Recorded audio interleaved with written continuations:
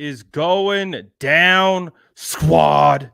How are we doing today? I hope you guys are excited. We have mandatory minicamp underway. All kinds of stuff going on. I'm trying to get Instagram live over here just so they can be a part of this conversation as well. We'll get this thing going. You know the vibes. Drop an SDS in the chat if you're just vibing today. Drop an SDS in the chat if you're just vibing. Because guess what? We got football back, baby. Oh, we got so much dang content today.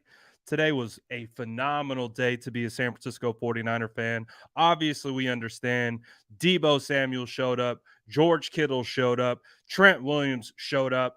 All the heavy hitters showed up today. Gotta love it. Again, drop an SDS in the chat if you're vibing with me. We see you on Instagram. We see you out there on Facebook, on Twitch, on YouTube. You know the vibes. We're going live everywhere right now just because we're going to do a live reaction right now to the press conferences that just happened. We saw a lot of players. We got to hear from Shanahan. We got to hear from Trey Lance. We got to hear from plenty of players. And I'm very, very excited about that. But before we get started, one of the biggest winners of the press conference, shout out the homies at Residency. Oh, you see the Residency vibes all over the place. We had every player come out to a press conference wearing a Residency cap, and you know the vibes. Go to residency.com, use the promo code DSF9ers, get your own Residency cap today because you can see it is clearly the official hat of the San Francisco 49ers. You love to see it. Shout out the homies at Residency. Again, the vibes are immaculate. All right, let's work through some of the information that we got through today at the press conference. In regards to talking about contract negotiations with both Nick Bosa and Deebo Samuel, Kyle Shanahan said, I fully expect Nick Bosa to be here for a long time. However, contract negotiations have not begun between the 49ers and Nick Bosa. So I don't know if that becomes a surprise to you guys or anything like that. But from Kyle Shanahan, the 49ers and Nick Bosa doesn't appear to have engaged in contract negotiations yet up until this point. But we got to see Nick Bosa out there on the field, which was a phenomenal sign. Again, we were all hyped about it on YouTube when we were kind of doing our live stream when practice was going on. But obviously, since then, we've gotten even more hyped watching Nick Bosa get out there and just have the helmet on again, do all the good stuff. You love to see it. Love to see Nick Bosa out there again. Kyle Shanahan said his quads are still enormous. Good sign. Nick Bosa's been working in the offseason, so good to see. Kyle didn't have a ton to say about the Deebo Samuel contract negotiation, which I don't really, that seems pretty normal, status quo with kind of talks around the contract negotiations of players. So that is going to be a situation that's ongoing. However, you did get a nice quote from Trent Williams who said, it is nice, or not nice, but Deebo Samuel showing up under these circumstances in this situation, just showing his maturity, which I do agree.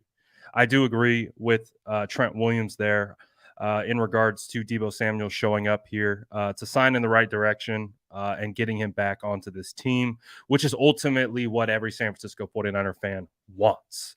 They want Deebo Samuel here to stay.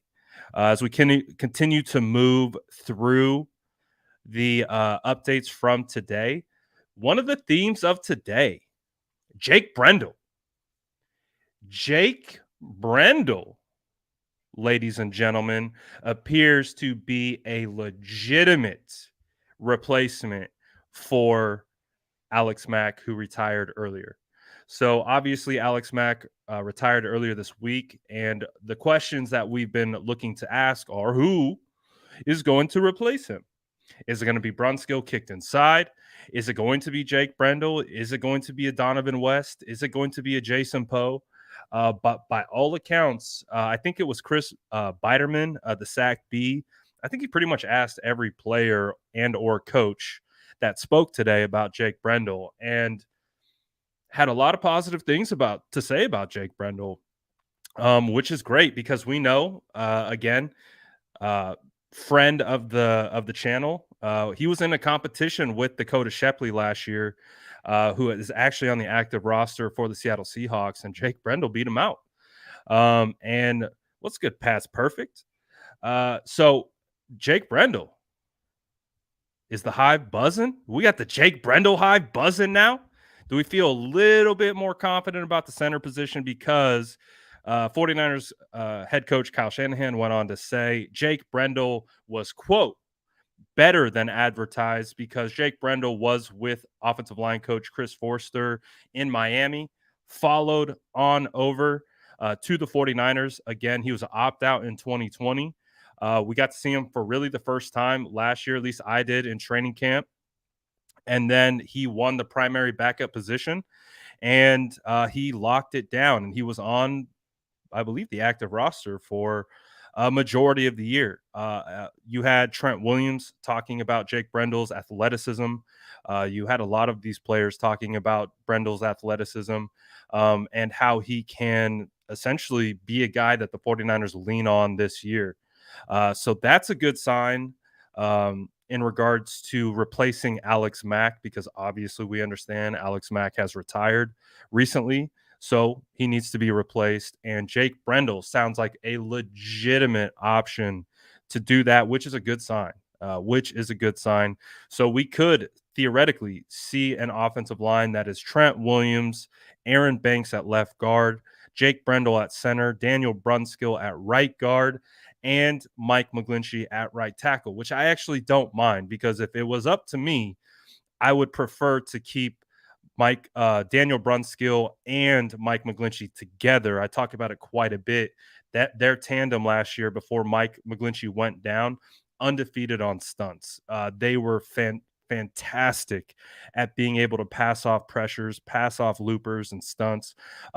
Did a great job. Obviously, we had the unfortunate injury with Mike, but by all accounts, Mike is on his way back to a full recovery, which is great news for San Francisco 49er fans because Mike McGlinchey will be needed. So it's starting to feel like maybe that offensive line is starting to come into play or fall into place like we would have hoped. Based on Kyle Shanahan, he talked about the Alex Mack situation, kind of understanding that they felt like Mack was probably going to retire. They had a pretty good idea all the way throughout the process. So they went through free agency, they went through the draft, all of those things, kind of understanding that Alex Mack could be done. And in fact, he is. And it does seem like Jake Brendel could be that guy to hop in. So pretty excited about those developments. Again, you had Trent Williams speaking highly of Brendel. You had Shanahan speaking highly of Brendel. And you also had Trey Lance speaking highly of Brendel. So that's definitely something that's news to our ears. We love to hear it. And again, gives a little bit more clarity, I think, to the 49ers offensive line now that Alex Mack has officially retired. Sticking on the offensive line, I do want to talk about Aaron Banks. I really like what Trent Williams had to say about Aaron Banks. Essentially said the effort and the time that Aaron Banks put in to transforming his body over the last couple months, spending a lot of time at the facility. He said, quote, Aaron Banks is 10 times better, end quote, than last season. and ready to take a quote big jump in year two. So that that's music to our ears. That is music to our ears, because obviously we didn't get to see too much from Aaron Banks last year. So a lot of fans don't really have a baseline understanding of what he provides as a player. But hearing that Aaron Banks is attacking, uh, in reshaping his body, getting into better shape, better football shape. That's half the battle right there. So by all accounts, that's the continue what we continue to hear out of camp is Aaron Banks has transformed his body, spent a ton of time and effort getting ready, and is, we're starting to look forward to a big jump from year one to year two. Again, he's back on the left side. He was at right guard. They kick him back to left guard where he played at Notre Dame. He's had one full year in the scheme. He understands what's expected of him, what type of shape he needs to be into, what he needs to work on from a scheme perspective. So, all in all, by all accounts, it sounds like Aaron Banks is getting ready to go. So, these are important updates because, at least for me, you guys know me. I love the offensive line. So, I want to know what's going on with the offensive line. And if I know what's going on with the offensive line, I feel much more confident about the entirety of the offense as a result. You guys know me. I think everything starts up front, all starts in the trenches. But it's just phenomenal that we got to hear from Trent Williams today. um, all the updates that we've got. We also Trent Williams said that Daniel Brunskill is probably one of the smartest guys in the entire room, and just talked about how Brunskill knows every assignment and can get everyone in the right spot. So I expect a leap from Brunskill. I expect a leap from Brunskill. I'm excited, man. I'm really excited about this offensive line. I'm a big development guy. You guys know that. I love to see guys get better year in and year out. This will be Daniel Brunskill's third year as a solidified starter. And as you guys know, that year one, he had to play a little center. Weston Richburg got injured. They tried Hornus Grasu. That didn't work out. They had to kick Brunskill down to center to play like for the first time, essentially. Now is in the 2020 year.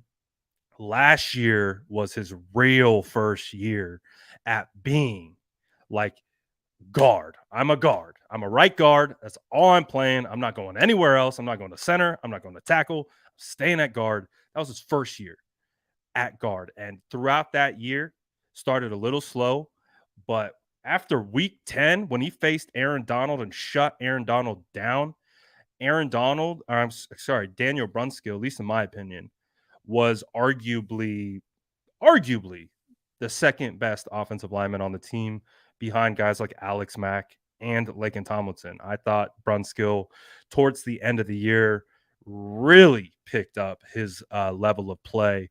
And of course, shut down Aaron Donald on multiple occasions last year, three separate occasions. He shut Aaron Donald down. So, all in all, I'm feeling pretty good about the O line. I feel better, obviously, getting some insight from the players, hearing what their thoughts are on the situation. Makes me feel a little better about that whole thing. So, I'm pretty excited about that. And of course, Hendricks. No disrespect to the GOAT, Lakin Tomlinson. I just felt, as someone who studied every snap of the 49ers offensive line last year, Brunskill deserved a little bit more credit. Julian said, excited about Poe, Jason Poe. Trent Williams was excited about Jason Poe. Jason Poe. He said, that first step, explosiveness that Jason Poe possesses, like really caught him off guard. And that's one of the things that you can see with Jason Poe when when some of these clips that you see on Twitter, he has really good feet and explosiveness in his game. So I'm really excited about the offensive line. Again, the 49ers brought in guys like Spencer Burford. They brought in Nick Sakel, Donovan West. Schluter. There's a lot of guys that I think have talent and could develop into legitimate guys. We haven't talked about players like Alfredo Gutierrez, none of that. So, although there are unknowns with the 49ers offensive line, I'm starting to feel more comfortable as the days progress. And, hearing everyone's thoughts on Jake Brendel only makes me feel more confident. If I can go back to thinking Brunskill's going to play right guard right next to McGlinchey, I feel even better about that. Aaron Banks taking steps forward, feeling better about that. So obviously the Alex Mack situation was, you know, something we weren't wanting to see. I do feel a little bit better about the situation that is going on in front of us. Jawan Jennings. We talk about Jawan Jennings a little bit. Jawan Jennings got quite the vote of confidence from not only Kyle Shanahan, um, who I think always has good things to say about Jawan Jennings. I'm not sure I've ever heard Kyle Shanahan really mention too many bad things about Jawan Jennings. But again, singled him out, gave him some compliments, and according to Kyle Shanahan, has been impressing early in OTAs, along with Brandon Ayuk. And that was also kind of corroborated by 49ers new cornerback Charvarius Ward. Charvarius Ward had a lot of nice things to say about Jawan Jennings. It's funny because you'll hear other football players call other football players. I hope I'm not confusing you guys too much. When you hear a player go, "Oh, he's a football player," and you might hear that and be like, "Well, yeah, he's a football player. He's playing in the NFL. He's a football player." When another football player just goes like, "Oh yeah, he's a football player," that is like one of the highest compliments you can give another guy. That's like saying, "Oh, he got that dog in him. Oh, he got that dog." Like when you call a football player, it's like, "Oh yeah, that's a player. That's a dude." Like that's a compliment. And Charvarius Ward essentially said that. He's like, "Hey, Juwan Jennings is a football player," and I take that from a guy, Charvarius Ward, who lines up across from Juwan Jennings. I take that as a big compliment. Might not sound like a whole lot. Might not sound like a whole lot, but I really do think that there's some weight there. But Charvarius Ward went on to say about Juwan Jennings, quote, Juwan Jennings kind of surprised me a bit. He got a lot more talent than I thought he had. So that Juwan Jennings hype train is going to be picking up soon. We obviously understand what Juwan Jennings was able to do last year on third down in the red zone. Uh, just being that guy in go-to situations where they needed a first down, needed to score a touchdown, needed a big play. Juwan Jennings, he got that dog in him, and he's a football player. So we love that. A lot of good things right now that we are hearing about Juwan Jennings.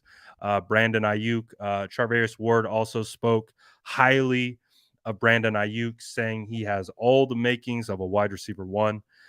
So very, very excited about all this. Obviously, also excited that Deebo Samuel was there.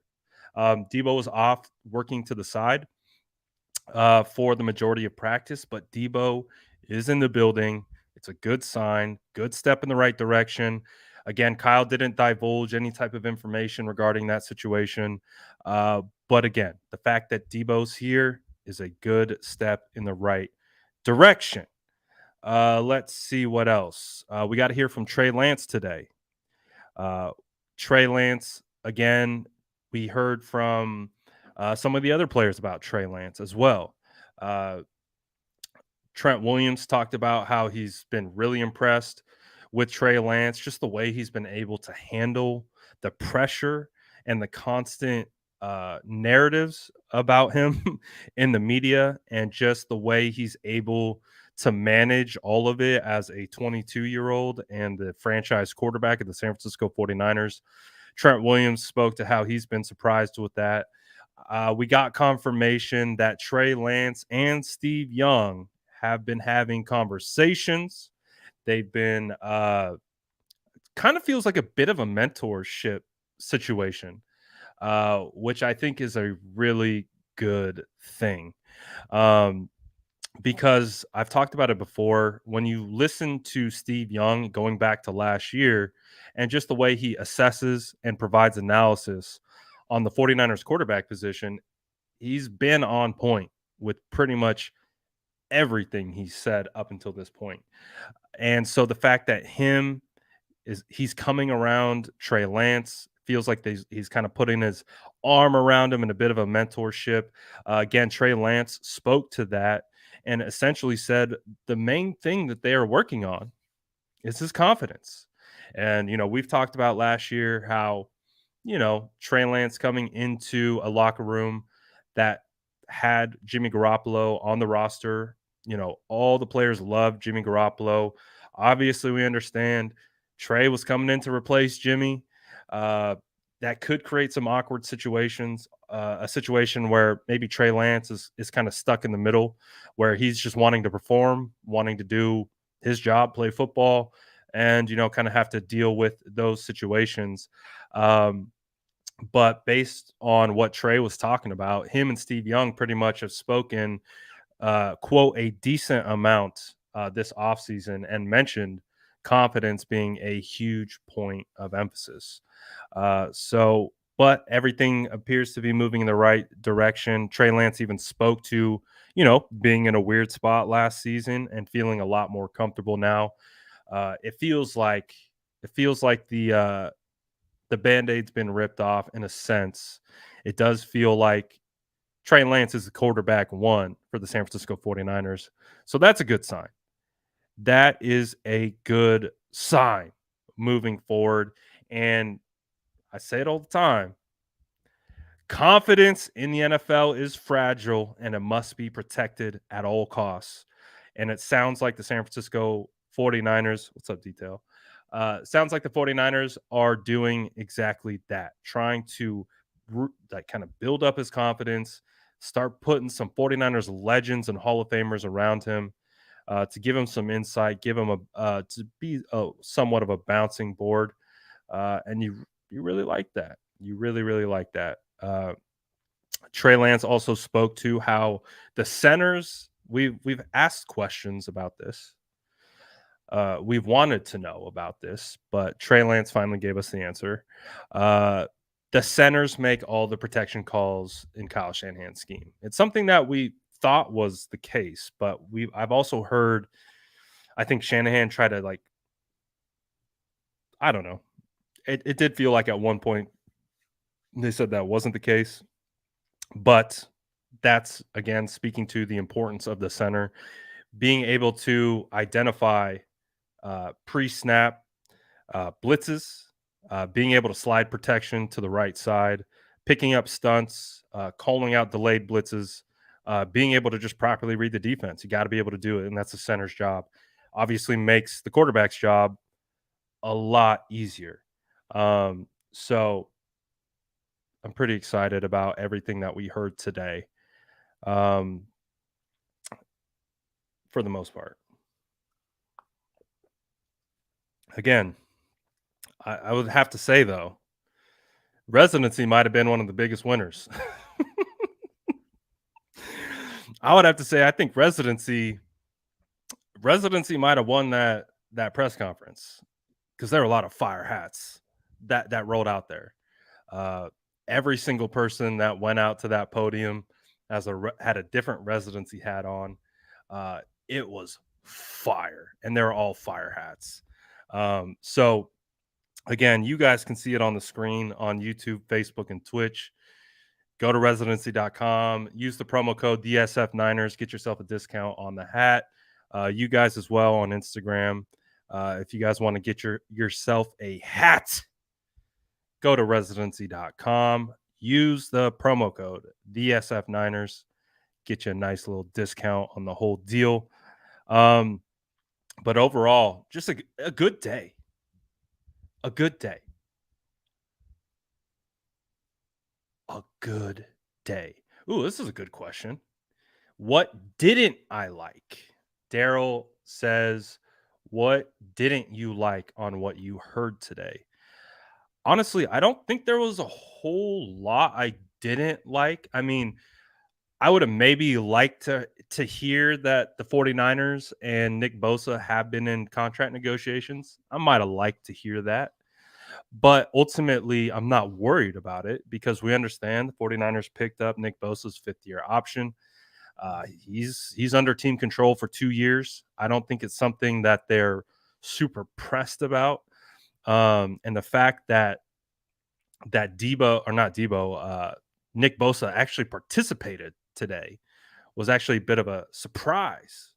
I actually wasn't going to be surprised if Bosa didn't participate. Um, so overall, there wasn't a whole lot I didn't like. Um, if you could say I would have liked maybe a little bit more clarity on the Debo Samuel situation, but I'm not going to press that situation either. I understand it's a fluid situation. Uh, Debo's here, and so we're going to focus on Debo being here.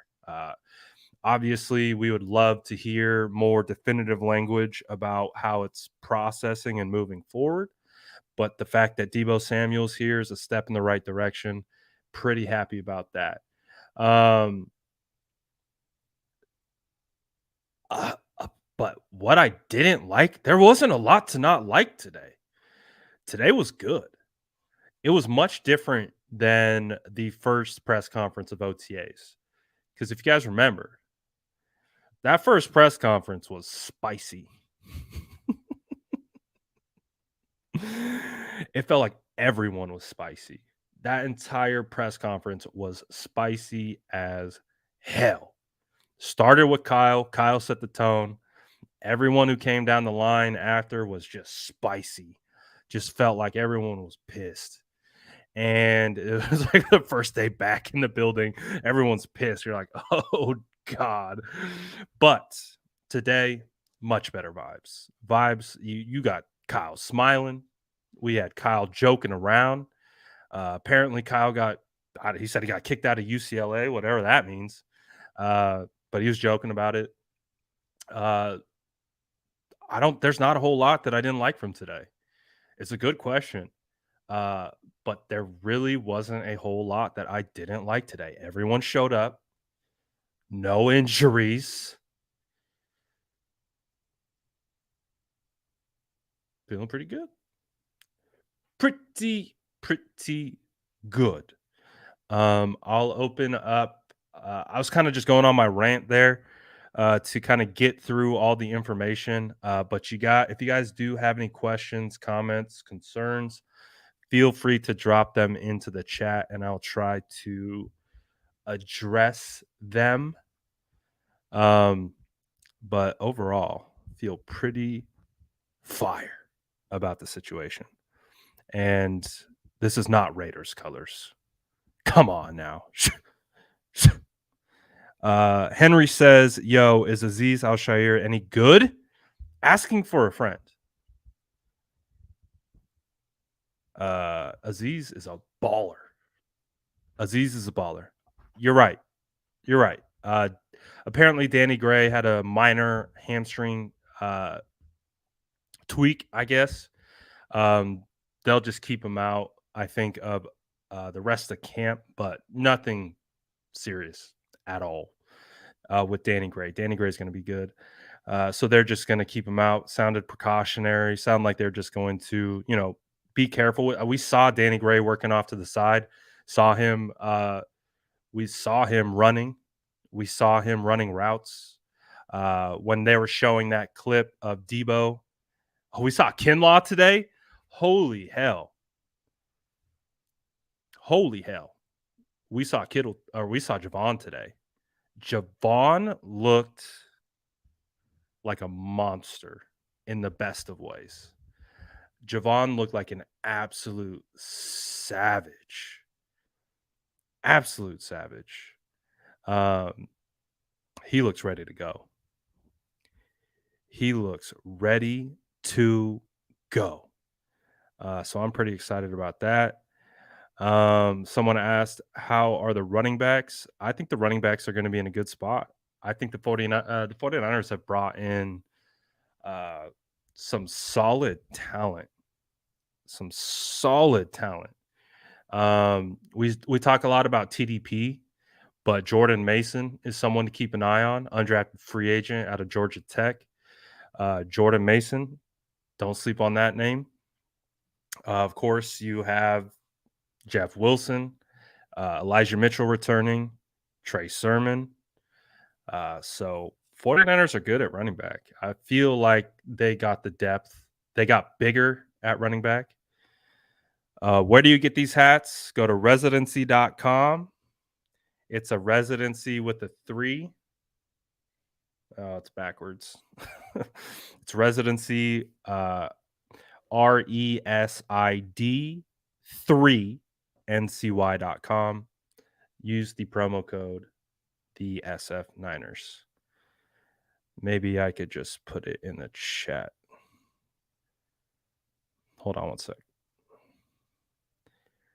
But overall, man, I'm hyped. Today was a good day. I think today was a good day to be a 49er fan. Lot of noise this offseason. We got through a lot of it. I feel we've had our questions answered to the point where if we hear more media stories, if we hear more media kind of developed, this, that, and the other thing, I feel like we feel much better prepared to just be like, no, it's okay. You guys can talk about whatever you want. We aren't going to be upset about these clickbait articles anymore. We're just gonna not even care. Because we've heard from our coaches, we've heard from our players, we've heard enough about Trey Lance. Again, if you want an assessment on Trey Lance, go listen to Steve Young. He's going to tell you the proper assessment on Trey Lance. We don't got to listen to these random reporters anymore. We can kind of isolate ourselves into the information that we have now, and we can move forward throughout our days very happy because the 49ers have an elite left tackle. They have an elite tight end. They have an elite fullback. They have an elite edge. They have elite middle linebacker. They have one of the I think the 49ers might low key have one of the sickest defensive back rooms. Like, I mean, you got Ward, you got E-Man, you got Jason Barrett coming back, you got Ambry Thomas, you got Diamador Lenore, you got Samuel Womack. By all accounts, Samuel Womack's a guy. You got Talanoa, you got Jimmy, you got Tarvarius Moore coming back. I mean, pretty excited. Oh, good point. D Ford is likely going to be released by all accounts. At least that's what Kyle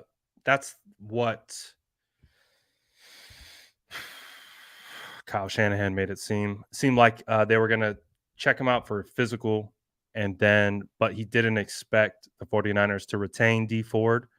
So I don't think that's much of a surprise. But again, it's just something that I think is a little bit ongoing up until this point. D-line is stacked again. Do you think Kerry Hyder can be as dominant in 2020? I think Kerry Hyder won't play as much. I think Kerry Hyder will have a little bit more specific of a role because you're going to have Drake Jackson. You're going to have Samson Ebukam. You're going to have Charles Omenihu. You got Eric Armstead again, who can still play edge.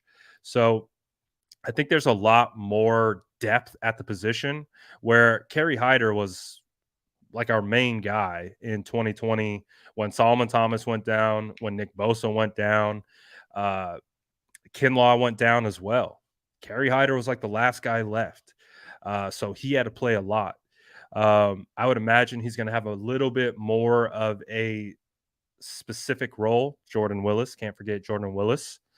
Tundra turnover. So I think, Chris Kosarek has got a phenomenal stable of dogs, and he will sick them on opposing offensive lines when Teray, can't even forget Kamoko. I think Teray is going to be a player too. 49ers are stacked on they got a lot of edge depth. Obviously, they lost Contavious Street, they lost Arden Key, but they got a lot of Kevin Givens is still there. I think Kevin Givens is going to take a jump forward as well. He's still a pretty young player in his own right. Um, the 49ers drafted Kalia Davis. He could be a guy eventually later on down the road. Kinlaw's coming back. Kinlaw looks huge, dude. Kinlaw looks like a freak. Absolute freak. Like if he could stay healthy, man, we all know the vibes. That man is a menace. Mo Hurst, God, there's so many I can't even keep track. Mo Hurst, I love Mo Hurst. I think Mo Hurst is a player too. It's crazy. So many guys. Jag, appreciate the super chat. He says, Brad, have the Niners moved on from Tart? Do you think this might be the most competitive training camp in quite a while? Jimmy Ward is mentoring the young DBs. I do feel like the 49ers have moved on from Tart. I don't, if Tart is available, maybe if there's an injury that occurs, then I could see the door open for Tart to return.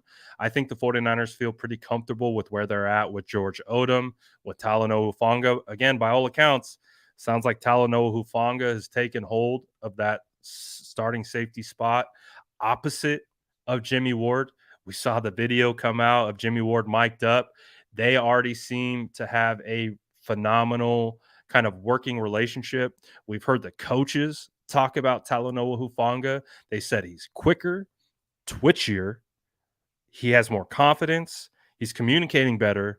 Like literally anything that you could say about Talanoa, he has improved all those things just going from year one to year two. So I'm really excited, man. I'm trying to get myself calmed down a little bit on the Talanoa hype train because I think, and I can just go back to last year. My very first impression of Talanoa was at training camp. And it happened to be the day, and you might have heard me tell this story before, but this particular day, I think Kowalski was out. He wasn't playing. And it was, I think, a non-padded practice. So I have this thing like when I was at training camp, if the offensive line weren't in pads, that's when I would use that opportunity to watch other positions. Because when I'm at training camp, I'm watching the offensive line. I was watching Mack. I was watching Banks. I was watching all these guys. Let's go. Shout out James. New member of the SDS. Let's go. Weren't you already a member, James? Am I tripping? But anyways, shout out James. Appreciate you for joining the squad, my boy. Appreciate you. Shout out the squad, man. Shout out the squad. But I think the 49ers are moving on from Tart. I think they feel really comfortable with Talanoa. And I'm on 4 platforms right now. I'm on Twitch, YouTube, Facebook, and Instagram. But back to the next question from Jag. Do you think this is the most competitive training camp in quite a while?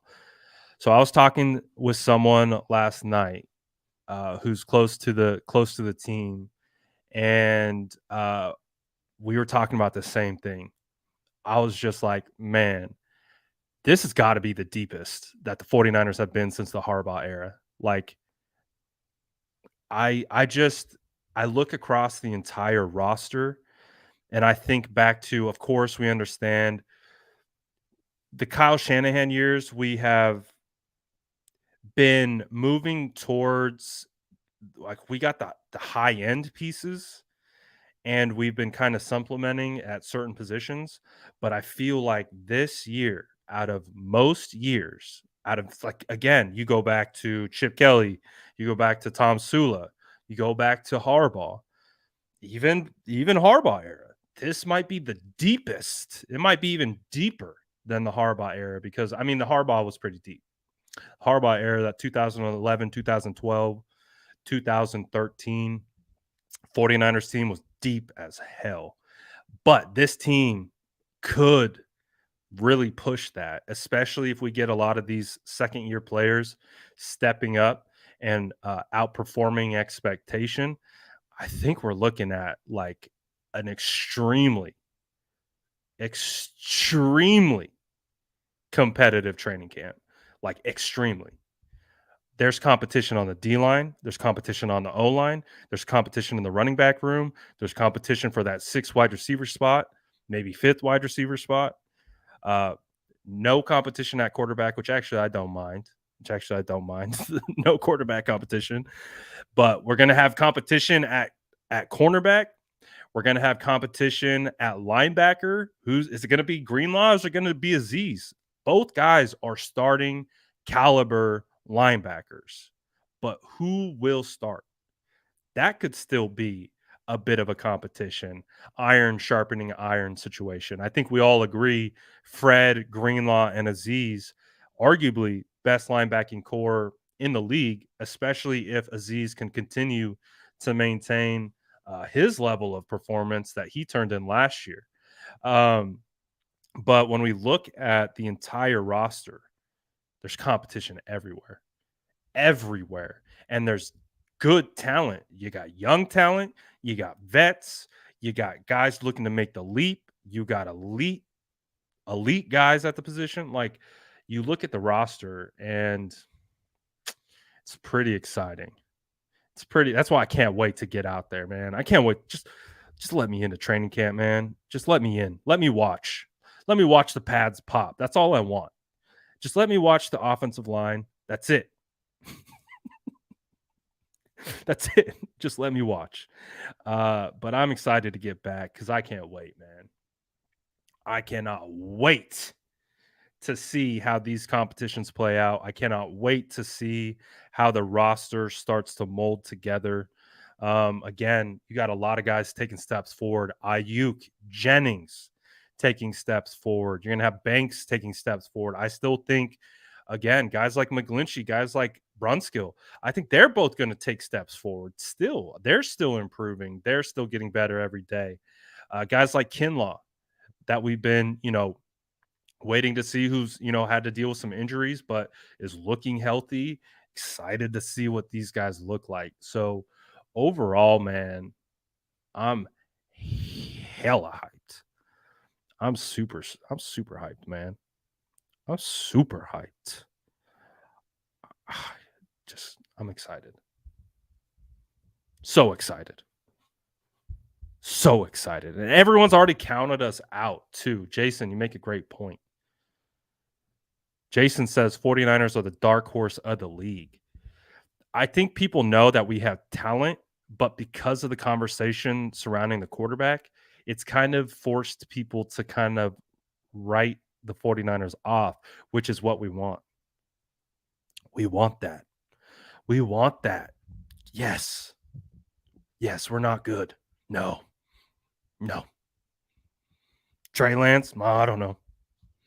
Yes. Keep talking. We want that. I always think the 49ers perform best when it's time to circle the wagons.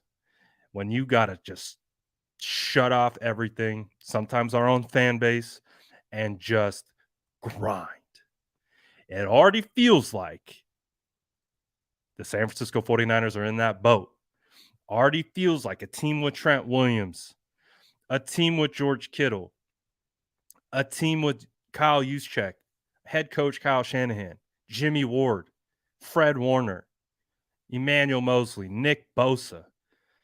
Just feels like teams, Deebo Samuel, Brandon Ayuk, Juwan Jennings. Feels like teams are already like, well, that arm fitness.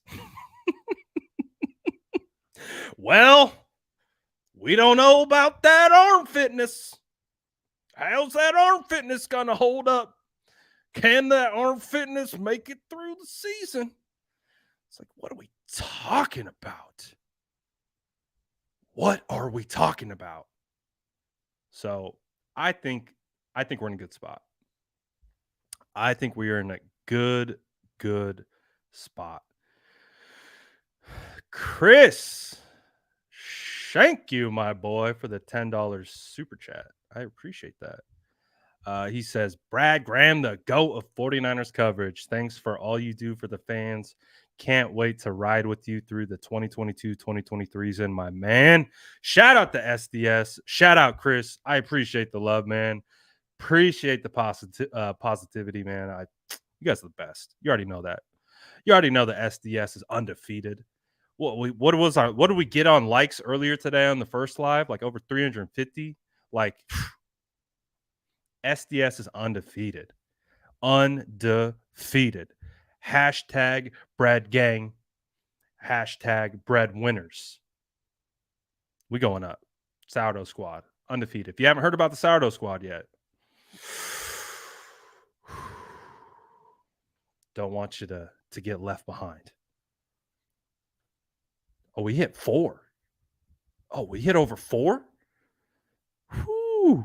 I didn't know that. We hit over 400. All right. See? I'm underselling the sourdough squad. Shout out to SDS though. Shout out to everyone though on the real. You guys know at the end of the day, I love this sport. I love this sport. I love the players. I love talking about it and love connecting with you guys over it.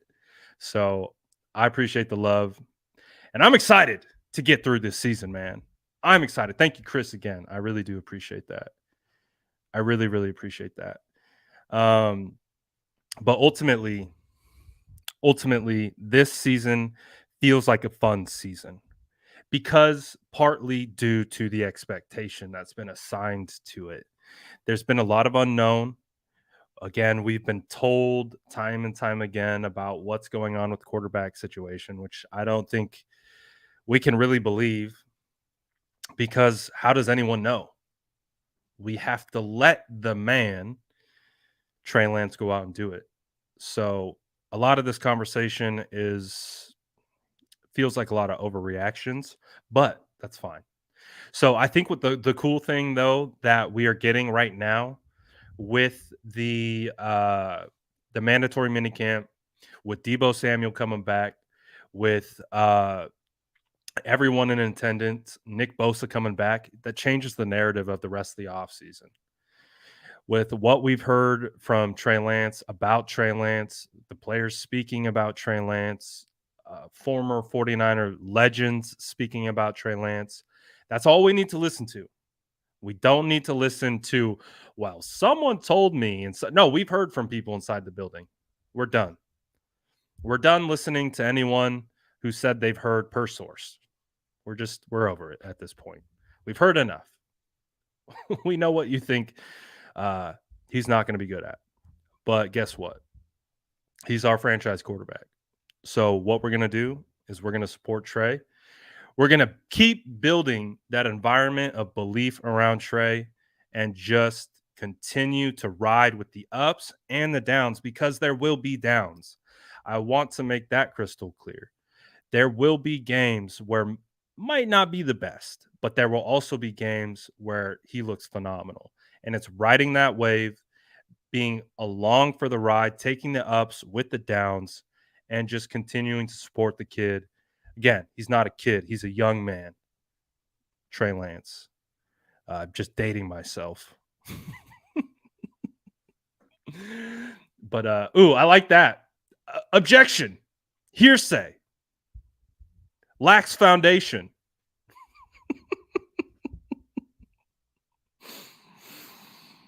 But again, that's why I think from this point out, again, this is just going to be from the SF Niners kind of a brand strategy at this point.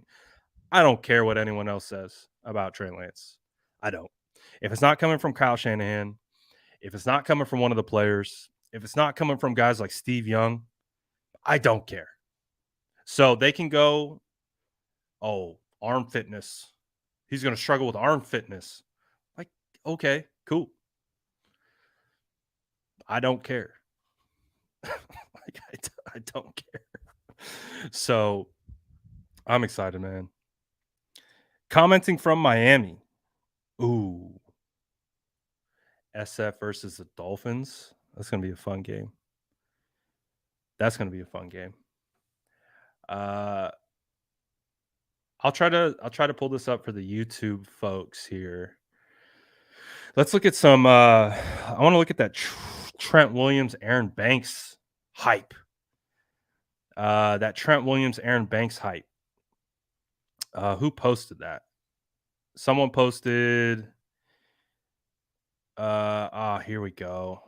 Here we go.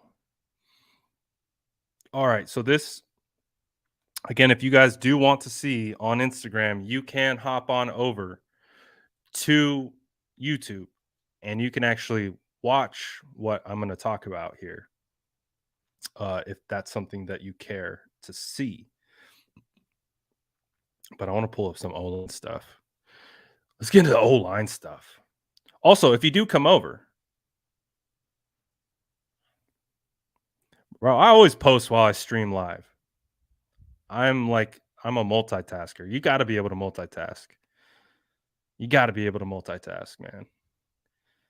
Otherwise, you're not going to be very good at this. Let's see. Yeah. All right, we're going to get some O-line stuff going. I think I'm going to hop off of Instagram. I just wanted to come on, talk to the people, trying to do more Instagram stuff. But again, if you guys do want to head over to YouTube, let us know. We'll shout you out. YouTube is the SF Niners. Again, if you're on Instagram, you saw all those residency hats. You want to get one. What's up, Greed Greg? You know the vibes. Go to residency.com.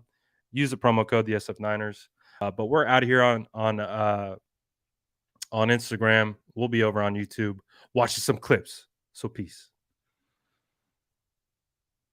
And we are out of Instagram. Okay. And we're back. Whew. It's funny. Oh, I missed a super chat. Thank you. Again, I miss super chats. But I also wait on super chats, so I know it's confusing sometimes. Shout out Chris again. I just say this again. I love that. Appreciate that, man.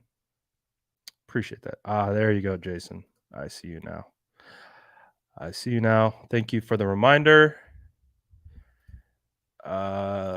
Jason says, with all the depth, who might get traded or overcut?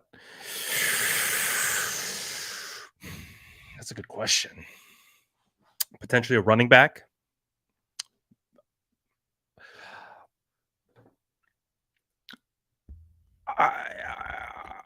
I don't want to go and pretend like I have any kind of information or anything, but these bots are crazy. I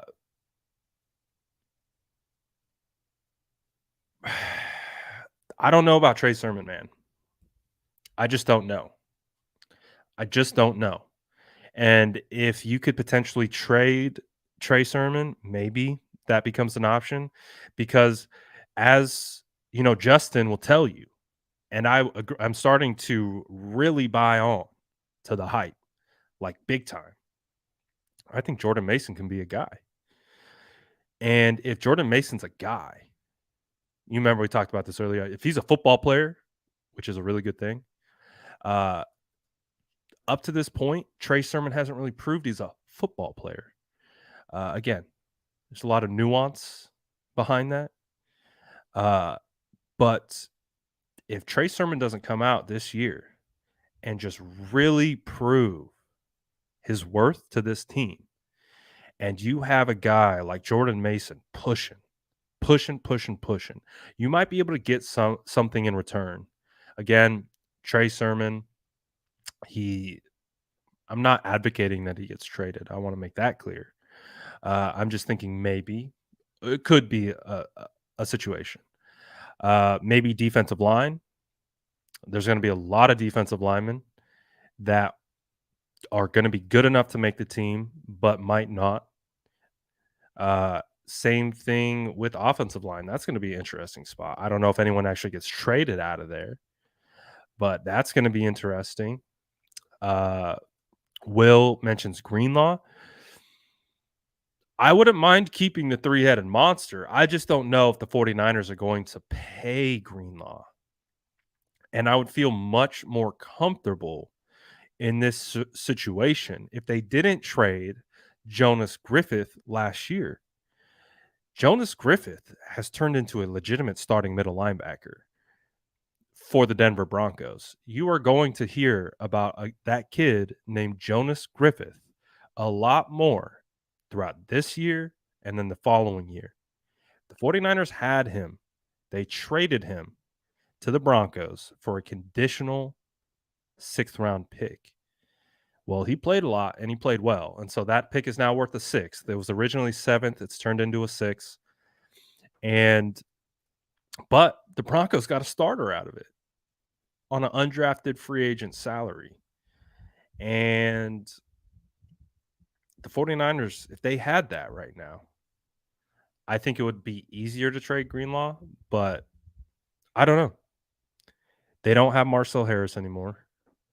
It's going to be interesting to see what they do at that particular position.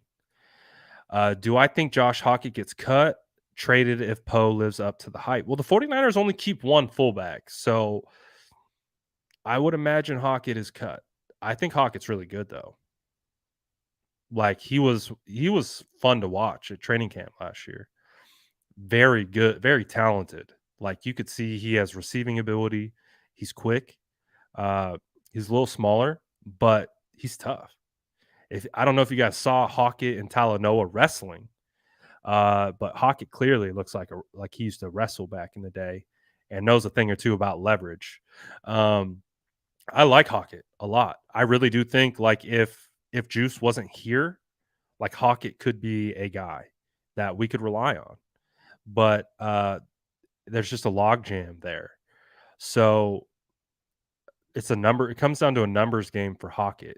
And because the 49ers are probably only going to carry one fullback in Kyle Juszczyk, it's probably going to stick there.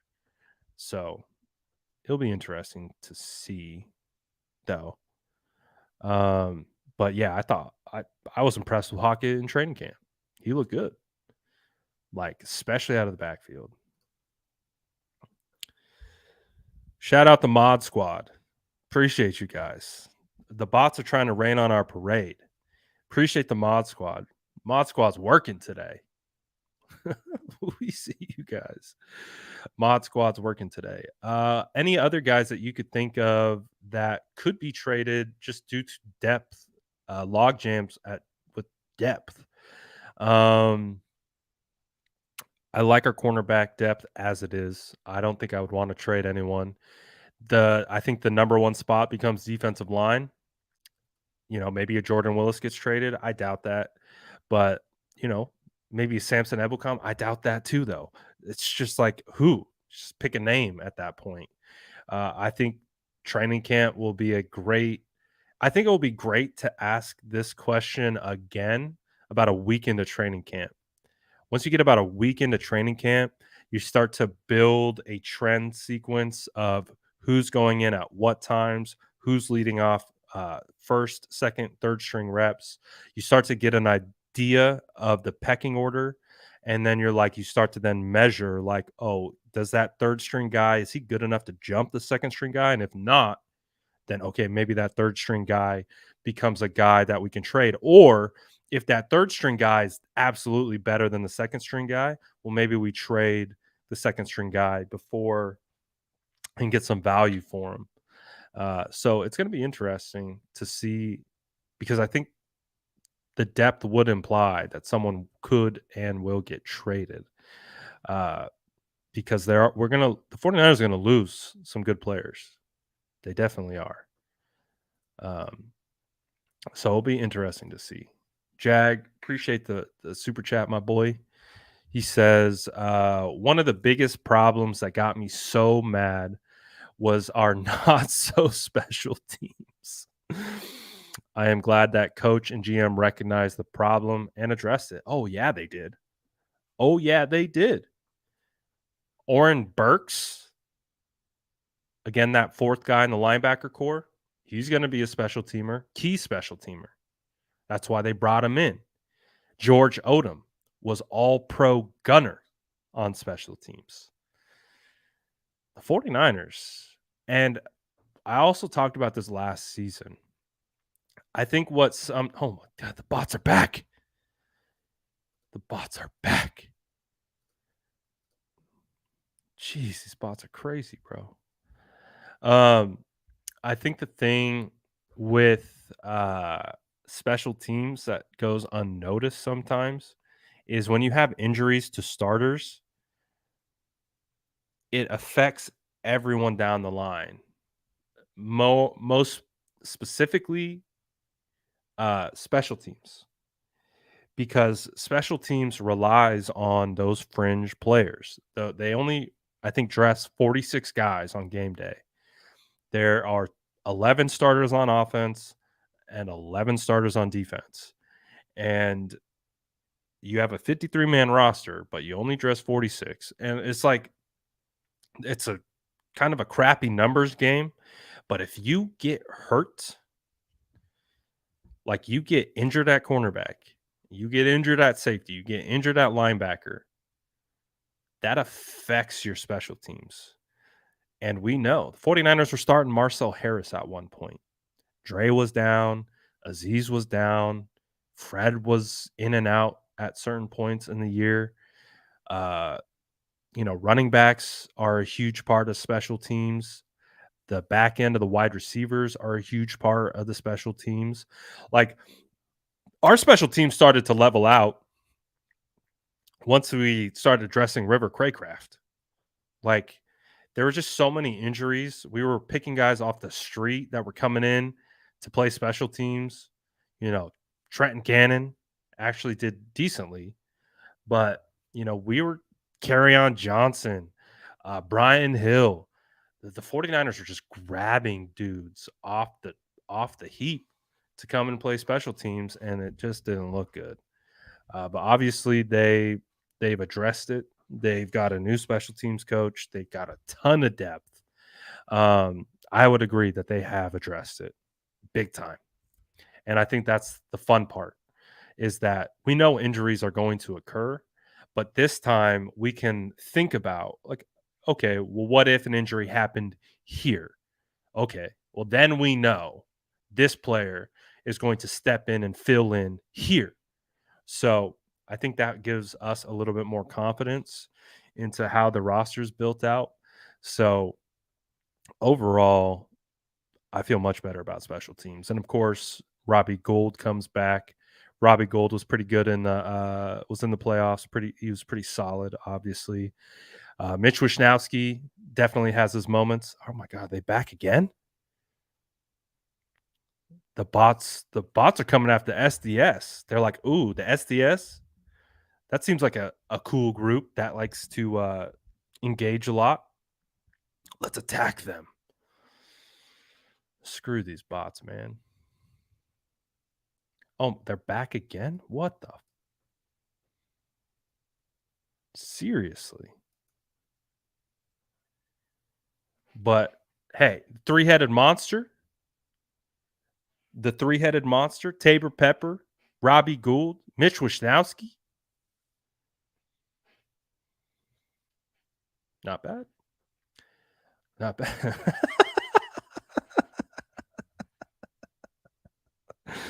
I agree. Yes. These bots can't mess with our vibe, man. They can't. No matter how hard they try. I think it's a ginger beard.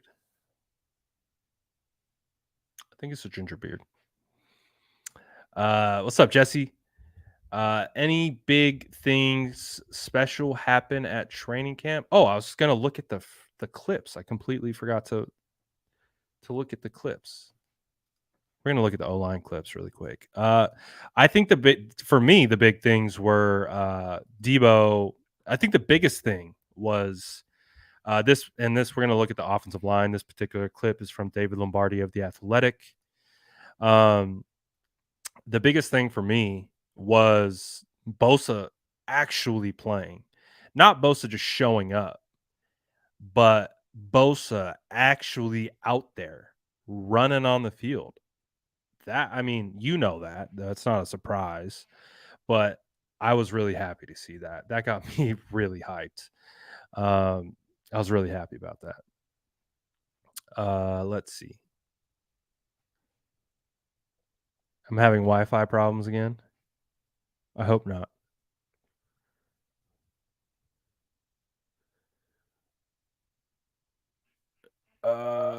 Hold on a second.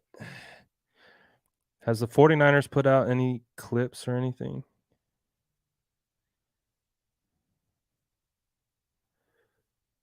Let's see. Before we get into this, just want to see. Nah. 49ers haven't posted in 4 days. They're smart, though. I know what they're doing.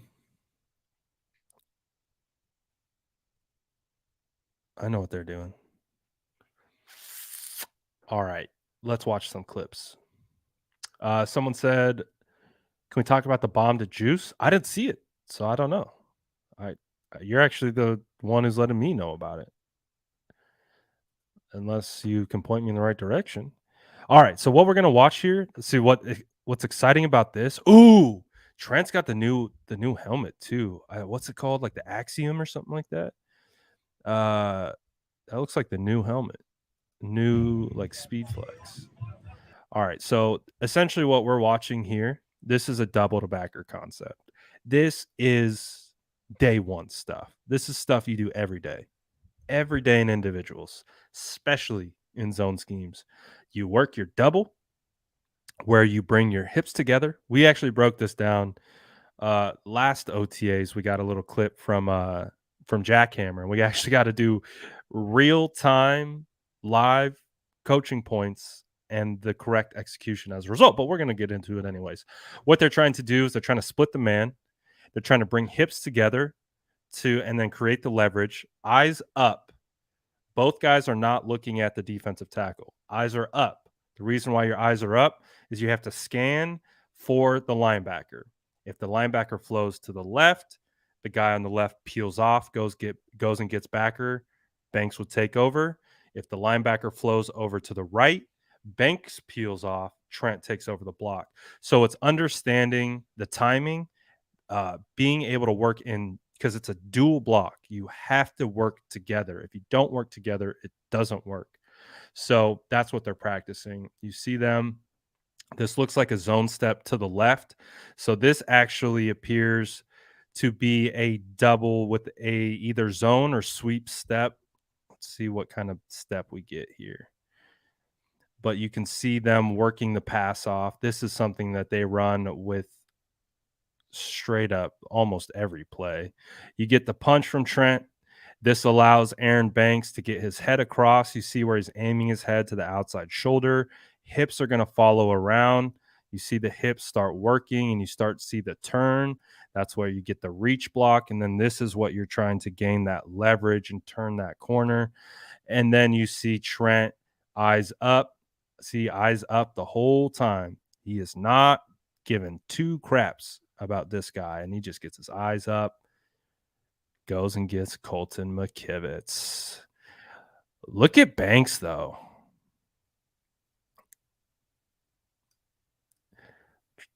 I mean, that's not bad, man. Base look could be a little narrow. He could maybe widen the base a little bit, but I would say just for the most part, looking at this with this angle, it's not, I mean, it's against bags, no pads, but they both look to be moving at a comparable speed, working in tandem, and we get to see Trent just do Trent things. So that's good. Let's see what else we got. Who's this? I can't see. And we got nothing.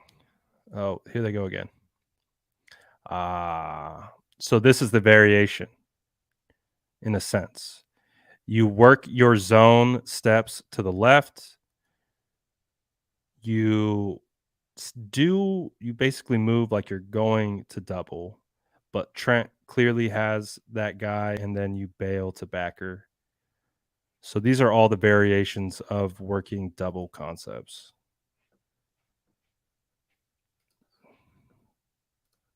Just day one stuff. So they'll do this every day in practice, every single day, all year. Just making sure they're crisp, they're seeing it the right way, their timing is accurate.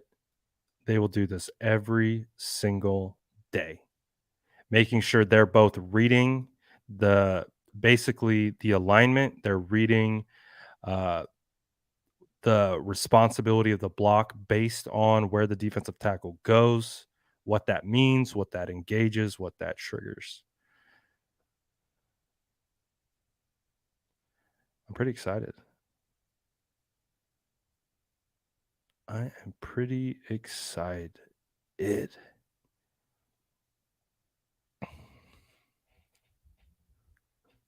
I like this. Trent and Banks look more in sync than a synchronized swimming team. Absolutely. Let me see if there's any other clips that maybe we could pull up that we didn't see on that first go earlier. Let's see. We got some Trey Lance. Trey Lance starts. Trey Lance starts. Hold on, baby. We get some Trey Lance starts up. This video is again courtesy of David Lombardi of The Athletic. Just Trey Lance warming up. Let's see what it is. I haven't watched this yet.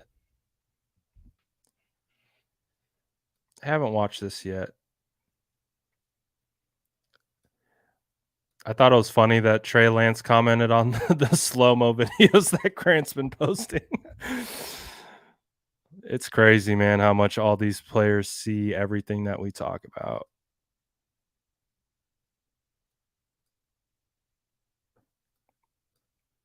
I honestly think when the confidence comes, like, we are gonna see those spirals.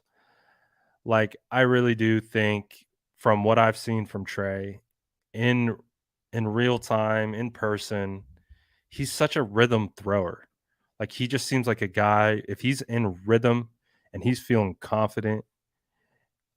Jeez, these stupid bots, man.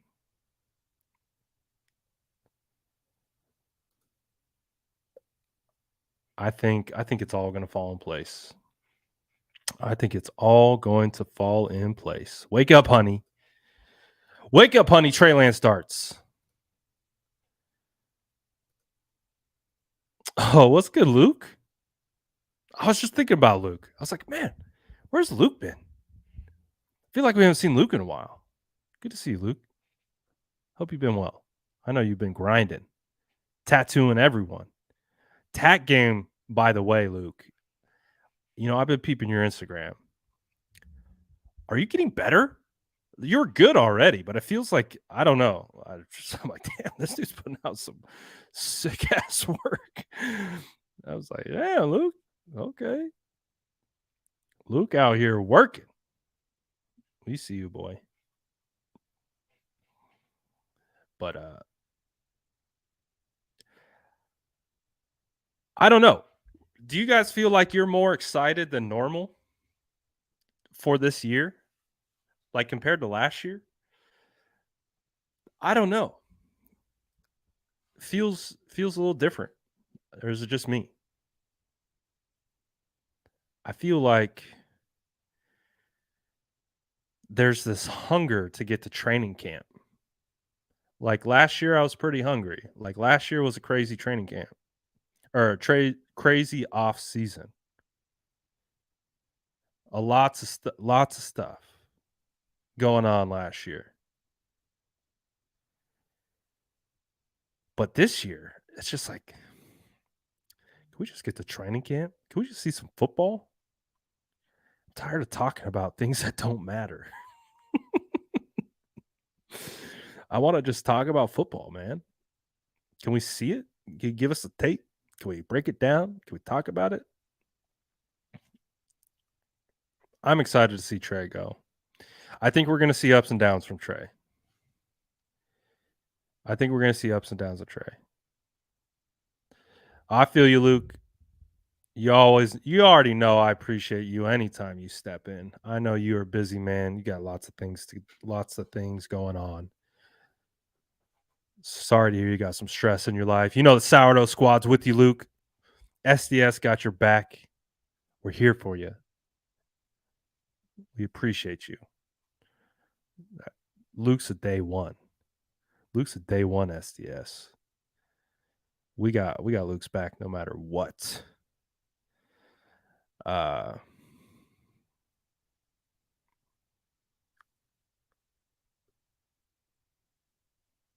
I felt this comment, Luke.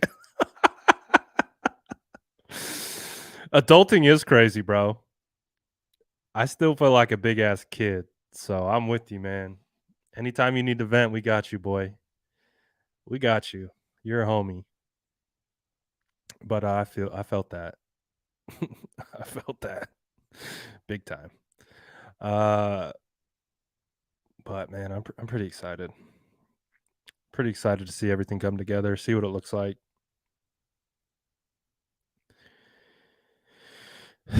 See everything just come together. See what the offense looks like.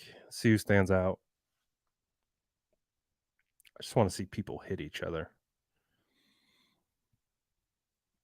I feel like we've been hitting each other in the comment section. I'm ready to just watch other people hit each other at this point.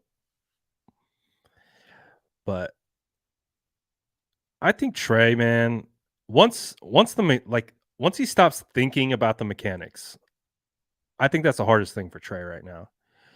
Because if you think about Trey, he's been trying to retool his mechanics since 2020. It's now 2022. And they're still retooling his mechanics. It's been 2 years of just all the pre-draft stuff, retooling it in the way that his quarterback coaches thought it should be retooled, then getting with the 49ers, then the 49ers saying, well, listen, we want you to do it this way. And then going through that process. It's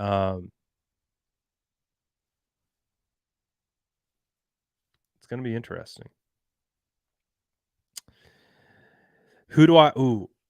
Brad, I asked you this question a while ago, I remember, and wanted to see if the answer has changed. Who do you think will be the next Alshire?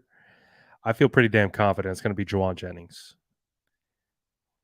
I feel pretty damn confident Juwan Jennings is going to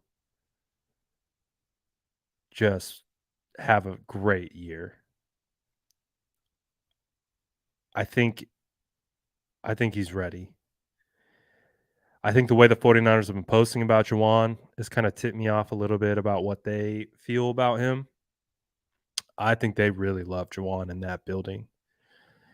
Obviously, the comments that we heard today from a lot of the players, coaching staff, they like Juwan. I posted about it not too long ago. Let me see if I can find it. Because I do believe it. I do believe Juwan Jennings is going to be that guy. Here, let me pull it up. Just so I could put my name on it. So I posted this a week ago. The reason I asked the question, will the 49ers wide receiver trio of Deebo Samuel, Brandon Ayuk, and Juwan Jennings emerge as one of the elite wide receiver trios in the NFL? I posed it as a question because deep down I believe it. Deep down I believe it. And the reason why I already think Deebo Samuel and Brandon Ayuk are who they are. Right? And I think we're going to see Ayuk blossom into, just like Charvarius Ward said, the wide receiver one that everyone thinks he can be. But I really think Juwan Jennings is going to be the main reason why they would be considered the top 3 trio because his level and the way he's going to perform might be better than any wide receiver 3 across the league. So if we can get Jawan Jennings involved early, often, and consistently, I do not see. Oh, I do agree. That's a good point. Chase, Higgins, Boyd, great wide receiver trio. True. Hendricks is spitting facts. I love that. Boyd is super slept on. Boyd is super slept on. But yeah, I think they're going to be a good trio, and I think Jawan Jennings is going to be a big reason for why they'd be considered that. Luke says, "All day, brother. Appreciate you, my boy. All the fam as well. Maybe I can get a shout out on the IG from the tattoo page. I mentioned in a story would be fine. You know, I got you, bro. Do you ever do any Niner? Oh, I think you did. Yeah, I got you. I got you, my boy. I got you, my boy. You take care of me. I'll take care of you. I got you. Tag me in something. Tag me in a story post of like some of your best work, and I will gladly share it. So I would say I think that would be my best advice. Best chance, and you guys know I'm awful with DMs. I'm trying to get better. Best chance, tag me in a story post, and I'll reshare for sure. Now, I'll definitely see when I'm tagged in a story because it shows differently. So this is the thing. I dropped Jennings last week because my roster on one dynasty league is so stacked. I was like, man, I drafted Danny Gray. I have Brandon Ayuk. I was like, wow, what am I supposed to do with Jawan? I got so many. I have Jawan in a lot of leagues, but I had to drop him in one, and I'm kind of regretting it. I'm gonna probably go back and go pick him back up because he's probably gonna have a bigger year than Danny Gray, I would imagine, from a stat line perspective. Stat line for JJ, I mean, I could see JJ in the realm of like, I don't know, 50 receptions, like 750, but he could be like an 8 to 10 touchdown guy. I don't know. What did Jawan do last year from a stat perspective? Last year, Jawan put up 24 receptions, 282 yards, but 5 touchdowns. So, again, he might not be a high reception, high yards guy, but he could be a double-digit touchdown guy. Like, he could be that guy in the red zone.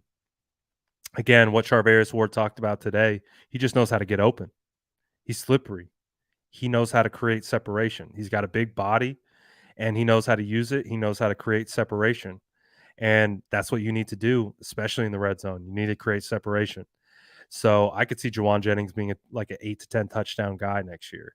Maybe not crazy high receptions, maybe not crazy high yardage, which wouldn't be great for fantasy, but I see touchdown production. I see big first down production. I see big play production from Jawan.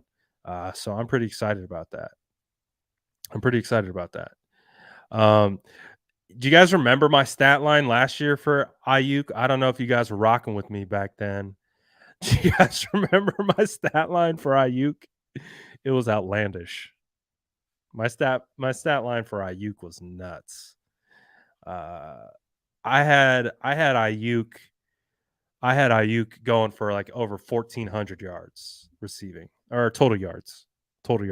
So any rushes he got. I had Ayuk last year going for 1,400. Deebo went for 1,400. Ayuk didn't go for 1,400. This year I'd probably temper expectations a little bit for Ayuk, just in the sense of I think Ayuk's going to have a crazy year. Yeah, I was wilding. I thought Deebo was going to take a step back. See, that was the thing. I knew someone in that offense was going to get that type of production, but I thought Deebo had a bad 2020, was hurt a lot. We heard the out of shape stuff. I was like, man, I don't know. I don't know how Deebo's going to come back this year. Brandon Ayuk looked like that guy who could win downfield, could win short to intermediate, could play behind the line of scrimmage. I was like, well, maybe Ayuk jumps Deebo. So that's kind of how I had it. I had Ayuk jumping Deebo. That did not happen. It was the opposite. Ayuk wound up in the doghouse, and Deebo went crazy. So it was, it happens sometimes. The thoughts were there. Someone was going to produce at an insanely high level. I just picked the wrong guy. So this is Brandon Ayuk's stat comparison. In 2020, he had 60 receptions. Remember, 2020, that's CJ Beathard, that's Nick Mullins, that's Jimmy Garoppolo. He had 3 quarterbacks. With 3 quarterbacks in 2020, in his rookie year, in a COVID year, no offseason, he had 60 receptions, 748 yards, and 5 touchdowns. He added 77 yards on the ground. So I was like, oh, yeah, he's doubling that. I was like, oh, Trey Lance should be the starter, should start over Jimmy. And Trey Lance is going to push the ball downfield. If so facto, Brandon Ayuk's going to have a big year. Deebo Samuel potentially going to take a step back. Ayuk's going to form into that number 1 true wide receiver. Use Deebo, Kittle underneath. Ayuk's going to go crazy, stretching the field. But we understand how it went. In 2021, Brandon Ayuk put up 56 receptions, 826 yards, and 5 touchdowns. So almost mirrored what he did as a rookie. Almost mirrored what he did as a rookie. So, and now we understand he took a huge step back, but still put up decent production in the grand scheme of things.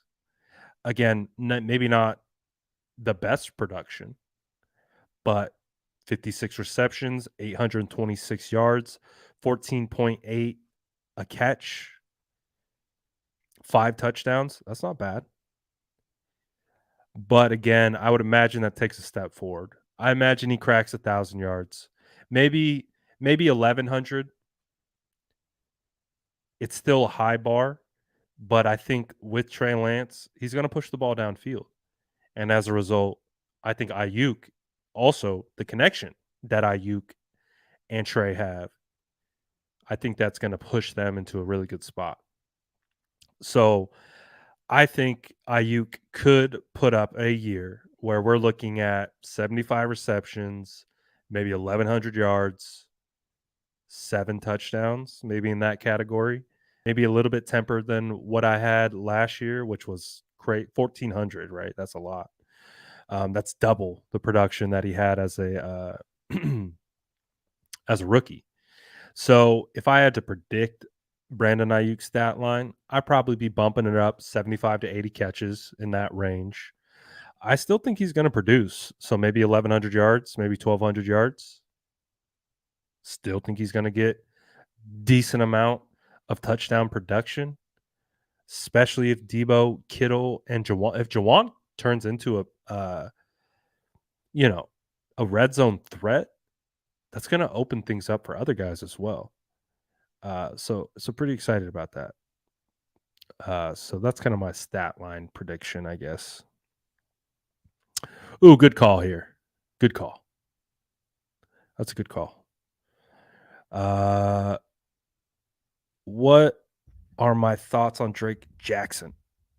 Jeez, these bots are crazy. These bots are crazy. What are my thoughts on Drake Jackson? I feel like his addition and a healthy Kinlaw, knock on wood, will make the D line the best since 2019. I kind of agree with that. I think Samson Ebukam's going to get better. I think Charles Omenihu is going to get better. I think Jordan Willis is going to get better. I think there's a good chance. I think there's a good chance.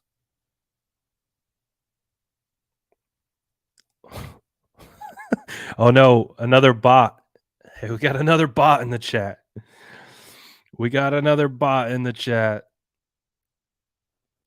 This time it's a Best Buy employee. Best Buy employees have bots now, apparently. But anyways, it's gonna be a fun year. Today was fun. Today we got hella content, hella stuff to talk about, hella stuff to post about. It was pretty fun. The hell is this?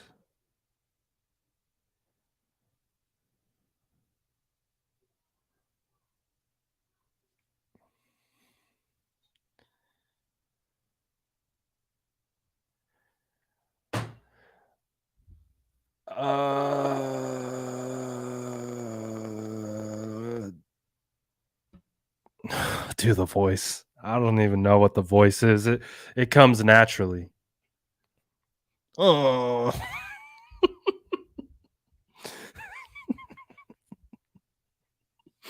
I can't even do it on command. It just has to the voice just has to happen. Like, oh, the Rams will go. I don't even know. I can't even do it. Does Leon O'Neal make the team? He has a shot. I don't know if he does. I don't know. I think he would have to beat out Tarvarius Moore.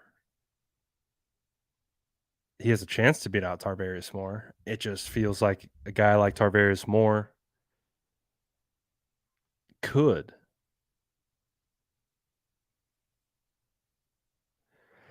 I saw that. I thought that was pretty funny.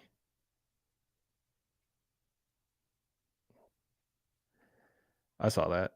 Some 49er fans went to the Levi South and they took a picture with the 49ers, or excuse me, with the Rams trophy. What's funny is we had a Rams fan do that at the picnic event that we had, except we had 5 trophies. So I get it. You had one. 49er fans went in and took,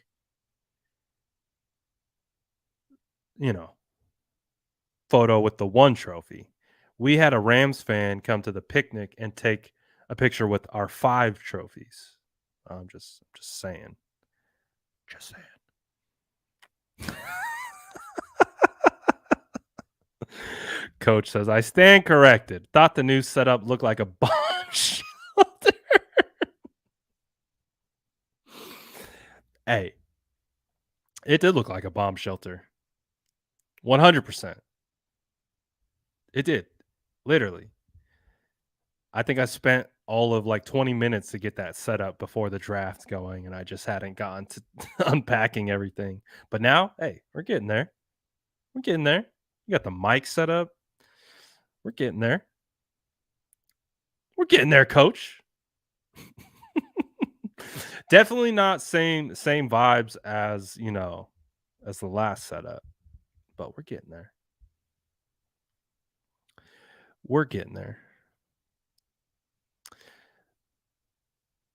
You're the St. Louis Rams, my friend. You want to talk about location? We are still in the Bay Area. We can see the bay, the water from the stadium. We can see it. If you want to go to the top deck of Levi Stadium, you can see the bay. Hell, you damn near on a clear day could probably see San Francisco. You moved away from your home. from St. Louis abandon a loyal fan base in St. Louis to go spend $3 billion over budget on a stadium funded by LA residents? And you want to talk about location?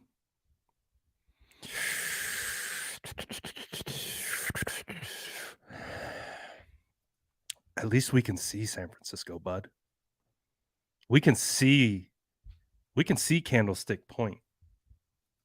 Y'all moved halfway across the country talking about, oh, Santa Clara. Man. Bring back the old Rams. Bring back the Marshall Falk Rams. Come on. Bring back. Hey, I'm not gonna lie though. That team was dope. Greatest show on turf. I gotta give my respect where respect. I'm not just saying in general. But anyways. I think it's time. We're heading towards that off the rail situation. Someone asked me earlier, and I wanted to. Yes. We are confirmed. The state of the franchise is back tomorrow.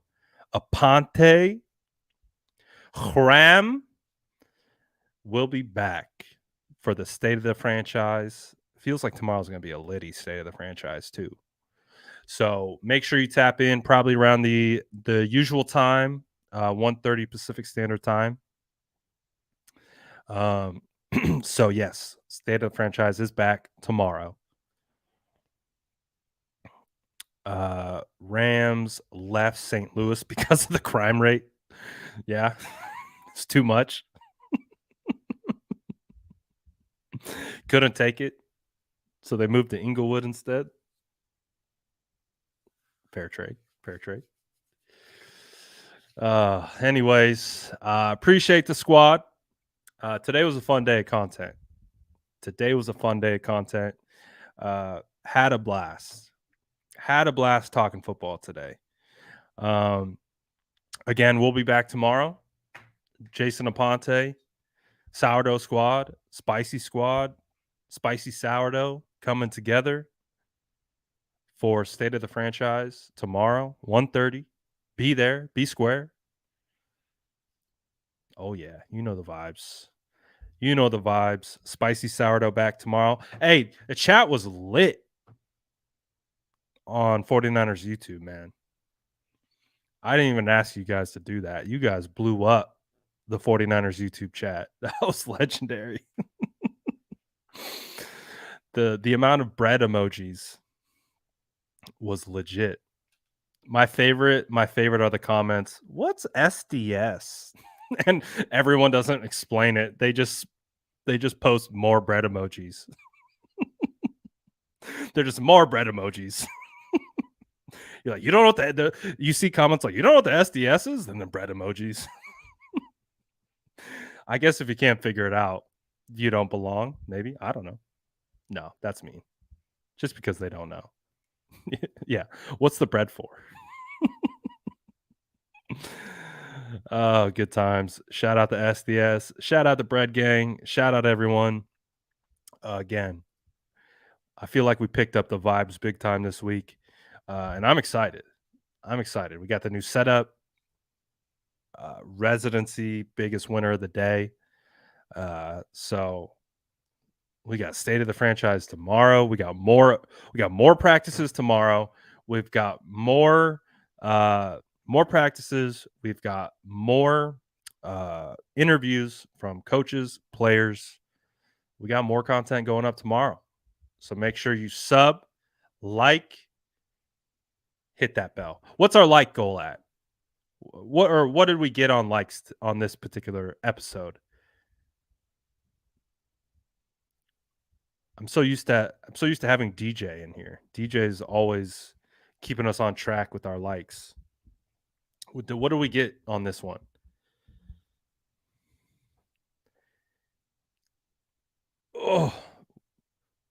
I can't tell.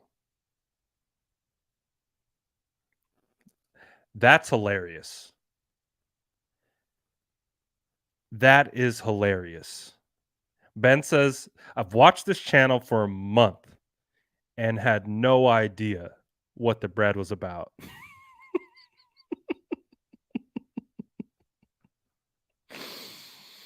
That's hilarious. Oh, we're almost to 150. We get to 150 before we get out of here. We get to 150 before we get out of here. We got 3 more. Who's going to be those 3 to smash that like button? I think 150 is a very respectable number. Very respectable number to head out on for our second live of the day. Very respectable. I think we put in some good work today, guys. I think we put in some good work today. Shout out to SDS. Shout out to SDS. SDS put in some good work today. And boom, we hit it. Let's go. 150. Appreciate you guys, man. SDS was on fire today. SDS was on fire. Super, super excited about this season, man. We were growing last season. Like, we were still trying to find our footing last season. Last season, I got clapped for a week of doing lives because I showed accidentally a game, part of the game behind me. Last year we were grinding. This year, oh, we're going to the moon. I'm really excited about it. Shout out all the SDS. Again, tune in tomorrow. We're going to have, I'm probably going to do an early live again. Again, maybe 10:30. Again, just to kind of check in. Maybe.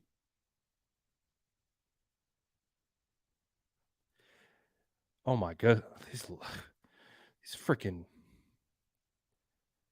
bots, man. They love me. Hey, you like that, don't you? You like it. What you got for me? I don't know. That's a good question. Maybe he's not media trained yet. I don't know. Maybe. I don't know. Oh, what's up, Rob? Shout out, Rob. I don't know if you were in here earlier, but I seen that you joined the squad. Appreciate you, boy. Appreciate you. Kenyon, hit me up on Twitter. I'll try to be on the lookout for it. It's a good chance I'll forget, but hey, hit me up. Persistence with me works.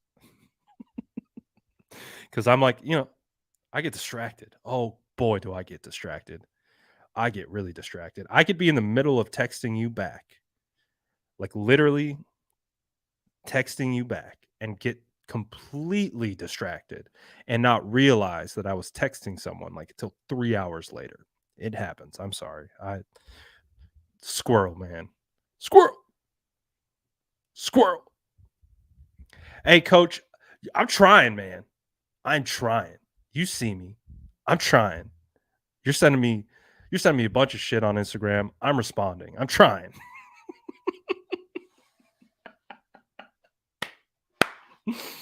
Shout out to SDS. I'm going to get out of here before you guys attack me for not responding. Appreciate all you guys. I love you all. You know it. We'll be back tomorrow. I'm out.